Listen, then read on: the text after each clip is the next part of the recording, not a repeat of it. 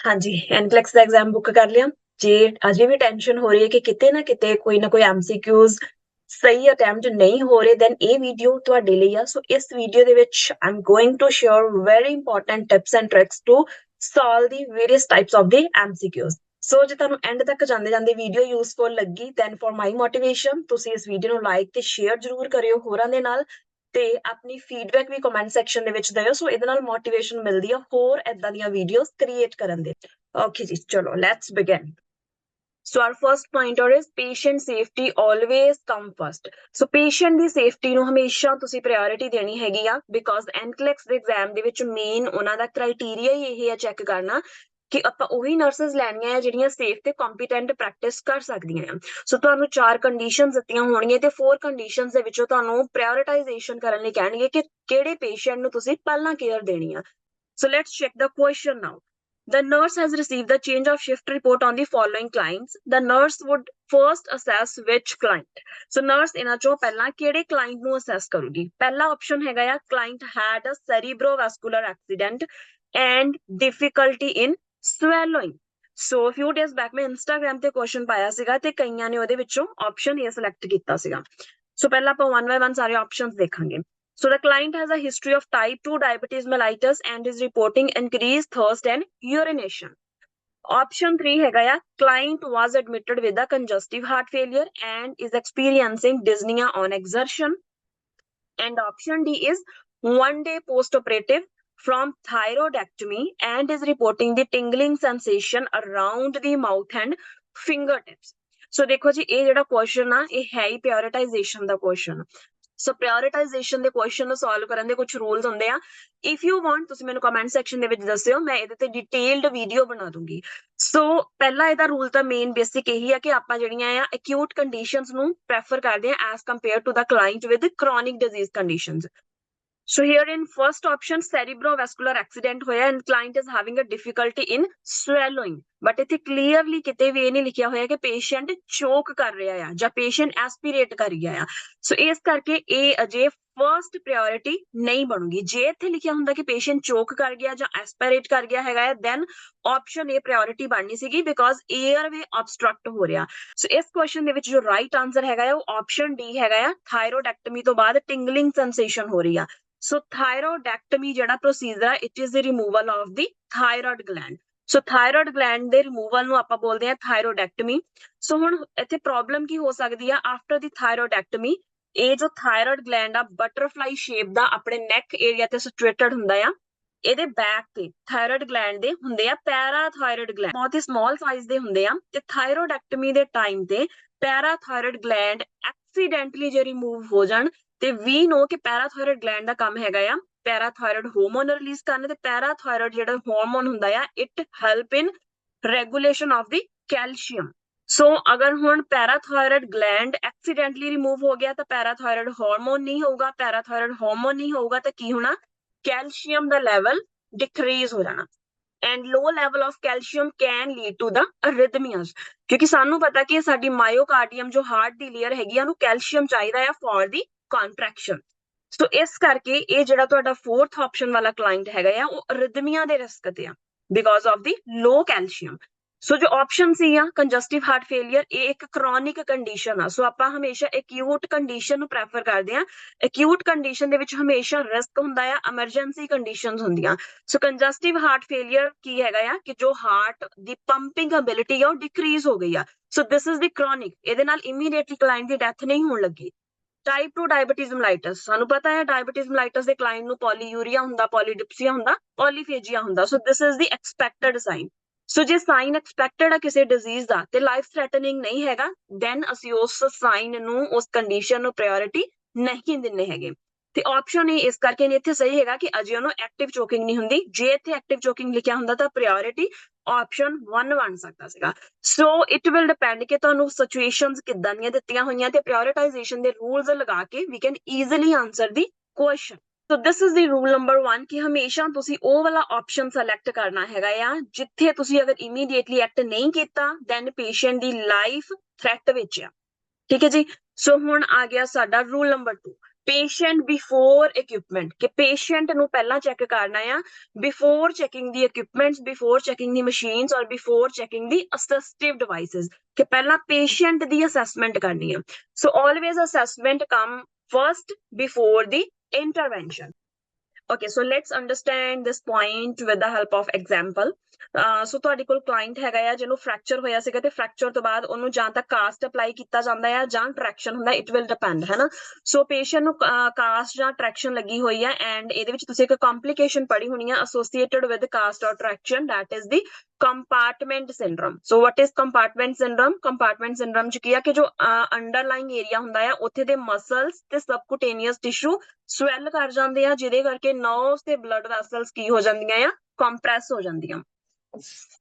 So nerves ਤੇ blood vessels ਦੀ ਹੋ ਜਾਂਦੀ ਆ compression and ਅਗਰ ਇਹਨੂੰ immediately tackle ਨਹੀਂ ਕੀਤਾ ਗਿਆ then it will lead to the necrosis and ischemia of that extremity.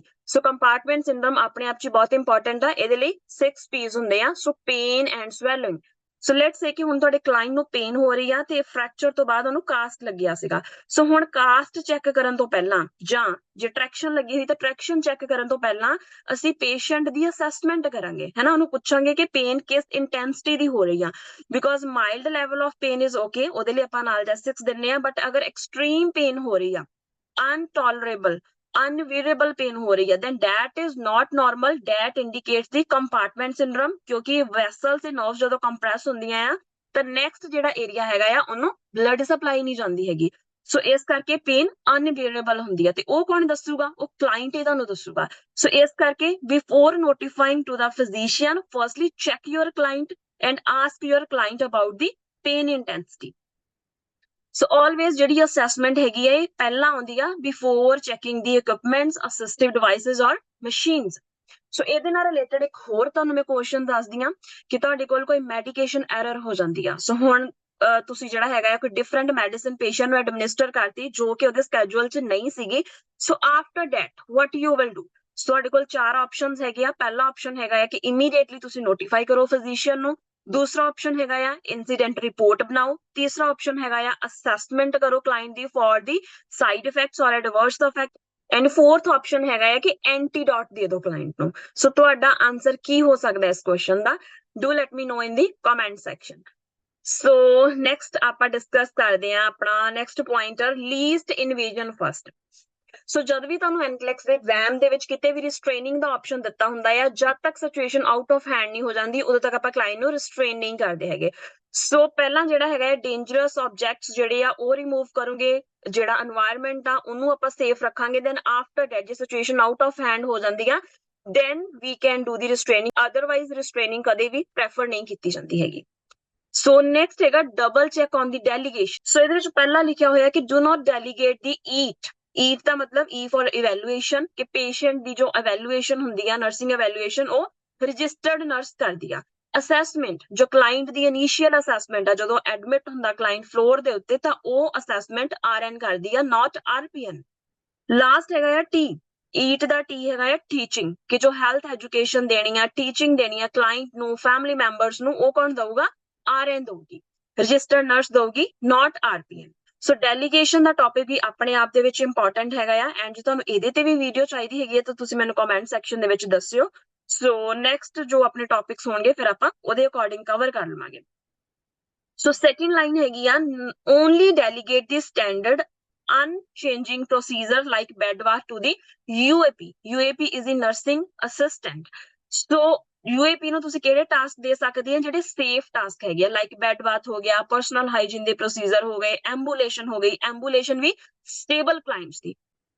So next ਆਪਣਾ ਹੈਗਾ ਆ second hand information. Second hand information ਦਾ ਮਤਲਬ ਕਿ ਤੁਹਾਨੂੰ ਡੇਟਾ ਜਿਹੜਾ ਆ UAP ਦੇ ਰਿਹਾ ਆ ਜਾਂ RPN ਦੇ ਰਹੀ ਆ ਜਾਂ ਲੈਬ ਇਨਵੈਸਟੀਗੇਸ਼ਨਸ ਤੋਂ ਆ ਰਿਹਾ ਹੈਗਾ ਆ ਦੈਨ ਫਰਸਟ ਉਸ ਟਾਈਮ ਤੇ ਇੰਟਰਵੈਂਸ਼ਨ ਹੁੰਦੀ ਆ always assess your client before making any interpretation. So next we will talk about the communication, therapeutic nurse patient relationship. So ਅਗਰ ਤੁਹਾਨੂੰ statements ਦੇ ਵਿੱਚ ਕਿਤੇ ਵੀ Y ਵਾਲਾ ਆਪਸ਼ਨ ਆਉਂਦਾ ਤਾਂ ਹਮੇਸ਼ਾ Y ਵਾਲਾ ਆਪਸ਼ਨ ਗਲਤ ਹੋਊਗਾ ਬਿਕੋਜ਼ ਜਦੋਂ ਅਸੀਂ ਕਿਉਂ ਪੁੱਛਦੇ ਹਾਂ ਪੇਸ਼ੈਂਟ ਨੂੰ ਉਹਦੇ ਨਾਲ ਇਹ ਹੈ ਕਿ ਅਸੀਂ ਪੇਸ਼ੈਂਟ ਨੂੰ ਜੱਜ ਕਰ ਰਹੇ ਹਾਂ ਨਾ ਕਿ ਤੁਸੀਂ ਏਦਾਂ ਫੀਲ ਕਿਉਂ ਕਰ ਰਹੇ ਆ, ਤੁਸੀਂ ਏਦਾਂ ਬਿਹੇਵ ਕਿਉਂ ਕਰ ਰਹੇ ਆ, ਉਹ ਆਨਸਰ ਹਮੇਸ਼ਾ ਗਲਤ ਹੋਊਗਾ 100%. Next ਹੈਗਾ don't say, don't worry if the client seem anxious or scared. So if your client is already feeling very anxious, then ਤੁਸੀਂ ਉਹਨੂੰ ਇਹ ਨਹੀਂ ਕਹਿ ਸਕਦੇ ਹੈਗੇ ਕਿ don't worry everything will be fine. ਉਹਦੇ ਨਾਲ ਕੀ ਹੋਊਗਾ, ਤੁਸੀਂ client ਦੀਆਂ feelings ਨੂੰ belittle ਕਰ ਰਹੇ ਹੈਗੇ ਆ, ਤੁਸੀਂ ਉਹਦੀਆਂ feelings ਨੂੰ understand ਨਹੀਂ ਕਰ ਰਹੇ ਹੈਗੇ. So ਜੇ client ਨੂੰ ਏਦਾਂ ਲੱਗੂਗਾ ਕਿ the next person RN or RPN is not understanding my feelings, then he will not ventilate with you. ਸੋ ਇਸ ਕਰਕੇ ਫਾਲਸ ਰੀਅਸ਼ੋਰੈਂਸ ਨਹੀਂ ਦੇਣੀ ਹੈਗੀ ਐਂਡ ਡੋਂਟ ਵਰੀ ਵਾਲਾ ਵਰਡ ਨਹੀਂ ਯੂਜ਼ ਕਰਨਾ if the client is having the anxiety. Next don't ask yes or no question. So yes or no questions close ended questions ਹੁੰਦੇ ਆ. ਸੋ ਇਹਦੇ ਨਾਲ ਪੇਸ਼ੈਂਟ ਦਾ ਰਿਸਪੌਂਸ ਜਿਹੜਾ ਹੈ ਉਹਨੂੰ ਅਸੀਂ ਮਿਨੀਮਾਈਜ਼ ਕਰਾ ਦਿੰਦੇ ਆ. ਬਟ ਸਾਡਾ ਏਮ ਕੀ ਹੋਣਾ ਚਾਹੀਦਾ ਕਿ ਪੇਸ਼ੈਂਟ ਜ਼ਿਆਦਾ ਤੋਂ ਜ਼ਿਆਦਾ ਆਪਣੀਆਂ ਫੀਲਿੰਗਸ ਨੂੰ ਵੈਂਟੀਲੇਟ ਕਰੇ. ਲੈਟਸ ਸੇ ਐਗਜ਼ਾਮਪਲਸ ਹੈਗੀਆਂ ਇਹਦੀਆਂ, how do you COP with anxiety, ਕਿ ਜਦੋਂ ਤੁਹਾਨੂੰ ਐਂਜ਼ਾਈਟੀ ਹੁੰਦੀ ਆ ਤੁਸੀਂ ਕਿੱਦਾਂ ਉਹਦੇ ਚੋਂ ਬਾਹਰ ਆਉਂਦੇ ਆ, ਕੋਪ ਕਿੱਦਾਂ ਕਰਦੇ ਆ ਤੁਸੀਂ, ਡੀਪ ਬਰੀਥਿੰਗ ਕਰਦੇ ਆ, ਮੈਡੀਟੇਸ਼ਨ ਕਰਦੇ ਆ, ਜਾਂ ਤੁਸੀਂ ਅਨਾਲਿਸਿਸ ਕਰਦੇ ਆ ਸਿਚੁਏਸ਼ਨ ਦਾ. ਸੋ ਉਹ ਕਲਾਇੰਟ ਨੂੰ ਆਪਣੇ ਆਪ ਹੀ ਅੱਗੇ ਬੋਲ ਕੇ ਦੱਸੋ what event in your life has been most stressful. So ਇਹਦੇ ਨਾਲ ਕੀ ਹੋਊਗਾ, ਤੁਸੀਂ ਉਹਦੇ ਤੋਂ ਹਿਸਟਰੀ ਲੈ ਲਈ ਕਲਾਇੰਟ ਦੀ, ਤੁਹਾਨੂੰ ਇਵੈਂਟ ਤੋਂ ਕਨੈਕਟ ਕਰਕੇ ਆਪ ਹੀ ਦੱਸਣ ਲੱਗ ਪਊਗਾ. ਨੈਕਸਟ ਹੈਗਾ, can you please tell me more about what was happening to you that lead to hospitalized here. So ਜਿੰਨੀਆਂ ਵੀ ਇਹ ਸਟੇਟਮੈਂਟਸ ਲਿਖੀਆਂ ਹੋਈਆਂ ਆ ਇਹਦੇ ਵਿੱਚ ਕਿਤੇ ਨਾ ਕਿਤੇ ਤੁਸੀਂ ਐਨਕਰੇਜ ਕਰ ਰਹੇ ਆ ਆਪਣੇ ਕਲਾਇੰਟ ਨੂੰ to ਵੈਂਟੀਲੇਟ his or her feelings. So these type of questions you need to ask, and ਏਦਾਂ ਦਾ ਤੁਹਾਨੂੰ ਕੋਈ ਵੀ ਕੁਐਸਚਨ ਦਿਖਦਾ ਹੈ ਤੁਹਾਡੇ NCLEX ਐਗਜ਼ਾਮ ਦੇ ਵਿੱਚ, ਇਹ ਵਾਲੇ ਕੁਐਸਚਨ ਨੂੰ ਤੁਸੀਂ ਟਿਕ ਕਰਨਾ ਆ, ਵਾਈ ਵਾਲੇ ਆਪਸ਼ਨ ਨੂੰ ਪਹਿਲਾਂ ਹੀ ਐਲੀਮੀਨੇਟ ਕਰ ਦੇਣਾ, ਜਾਂ ਜਿੱਥੇ ਫਾਲਸ ਰੀਅਸ਼ੋਰੈਂਸ ਦਿੱਤੀ ਹੁੰਦੀ ਆ ਉਹ ਵਾਲੇ ਤੁਸੀਂ ਆਪਸ਼ਨਸ ਨੂੰ ਐਲੀਮੀਨੇਟ ਕਰਨਾ. ਸੋ ਨੈਕਸਟ ਹੈਗਾ ਨੋ ਦੀ ਰੈੱਡ ਫਲੈਗ. ਸੋ ਰੈੱਡ ਫਲੈਗਸ ਦਾ ਮਤਲਬ ਕਿ ਇਹ ਕੁਛ ਇੱਕ ਵਰਡਸ ਹੈਗੇ ਆ ਜੇ ਤੁਹਾਨੂੰ ਤੁਹਾਡੇ ਆਪਸ਼ਨ 'ਚ ਕਿਤੇ ਵੀ ਦਿਖ ਰਹੇ ਹੈਗੇ ਆ, ਦੈਨ 99.9% ਚਾਂਸ ਹੈਗੀ ਆ ਕਿ ਉਹ ਵਾਲਾ ਆਪਸ਼ਨ ਗਲਤ ਹੋਊਗਾ. ਸੋ ਕਿਹੜੇ ਕਿਹੜੇ ਹੈਗੇ red flags? Always, never, must, all. So ਕਿਤੇ ਵੀ ਤੁਹਾਨੂੰ ਏਦਾਂ ਦੇ ਵਰਡਸ ਦਿਖਦੇ ਆ, ਤੁਸੀਂ ਕਨਫਿਊਜ਼ਡ ਹੈਗੇ ਆ, ਦੈਨ ਇਹ ਵਾਲੀਆਂ ਸਟੇਟਮੈਂਟਸ ਨੂੰ, ਆਪਸ਼ਨਸ ਨੂੰ ਪਹਿਲਾਂ ਐਲੀਮੀਨੇਟ ਕਰ ਦਿਓ ਕੁਐਸਚਨ 'ਚੋਂ. Next, if you are faced with two options of ignoring the condition or treating it, obviously we will choose the treating the client or notifying the primary healthcare provider. So next, do not assume the priority. So prioritization the topic ਆਪਣੇ ਆਪ 'ਚ ਬਹੁਤ important ਹੈ. ਜੇ ਤੁਹਾਨੂੰ ਇਹਦੇ ਤੇ separate video ਚਾਹੀਦੀ ਹੈ, then do let me know in the comment section, because prioritization ਦੇ ਬਹੁਤ questions ਆਉਂਦੇ ਆ NCLEX ਦੇ ਵਿੱਚ.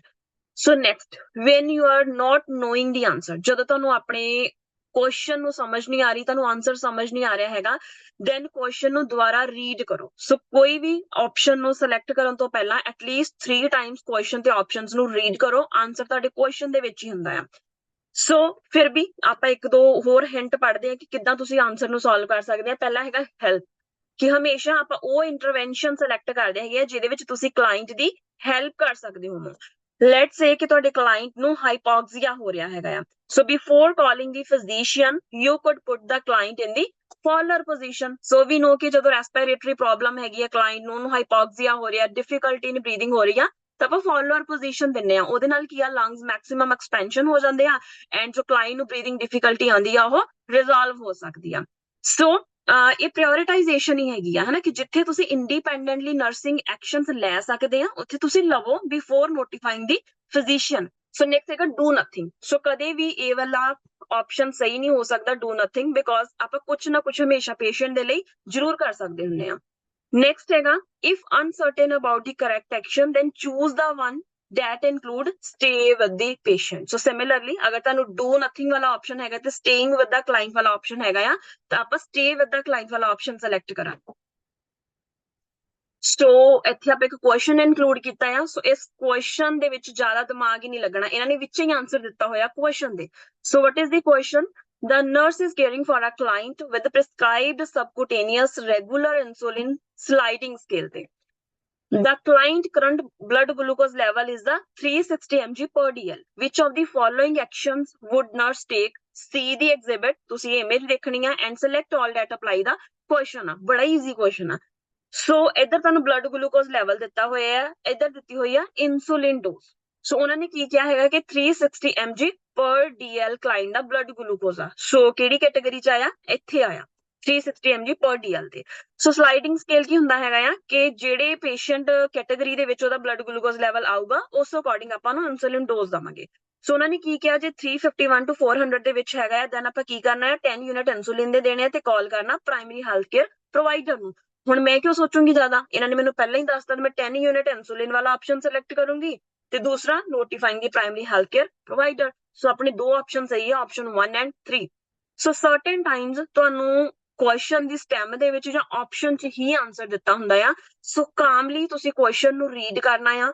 ਫਿਰ ਤੋਂ ਮੈਂ ਕਹਿ ਰਹੀ ਹਾਂ ਕਿ ਜੇ ਤੁਹਾਨੂੰ ਕਿਸੇ ਵੀ ਕੁਐਸਚਨ ਤੇ ਡਾਊਟ ਹੋ ਰਿਹਾ ਹੈ, ਸਮਝ ਨਹੀਂ ਆ ਰਹੀ ਇਹਦਾ ਆਨਸਰ ਕੀ ਆ, ਕੁਐਸਚਨ ਨੂੰ 1-2 ਵਾਰੀ ਫਿਰ ਰੀਡ ਕਰੋ, ਸ਼ੋਰ ਆ ਕਿ ਤੁਸੀਂ ਕੋਈ ਨਾ ਕੋਈ ਇਨਫੋਰਮੇਸ਼ਨ ਨੂੰ ਮਿਸ ਕੀਤਾ ਹੈਗਾ ਆ।